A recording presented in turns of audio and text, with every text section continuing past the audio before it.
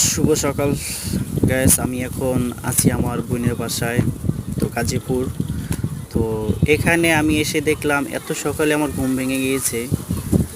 ঘুমটা ভেঙে দেখি যে এখনো সূর্যটা ভালোভাবে ওঠে নাই। তো এদিকে ভিউটা খুবই ভালো লাগতেছে আমার কাছে ছাদে, এবং কি দুইটা দোলনা আছে, খুবই বড় বড় দোলনা দুইটা। তো এখানে আরও গাছপালা লাগানো আছে। তো এই সাইডটা আসলাম, এই সাইডে এসে দেখলাম পুরো বাগান বাড়ির মতন নিচে। আর এখনও চাঁদ দেখা যায়, দেখুন এক সাইডে সূর্য, এক সাইডে চাঁদ। তো খুবই দেখে অবাক হয়ে গেলাম যে এত সকালে আমার ঘুম ভেঙে গেল। তো আমার কাছে খুবই ভালো লাগতেছে, আমি এত সকালে ঘুম থেকে উঠলাম।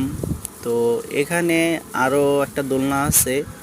তো এটা হচ্ছে উপরের ছাদই, আমি উপরের ছাদে উঠি নাই।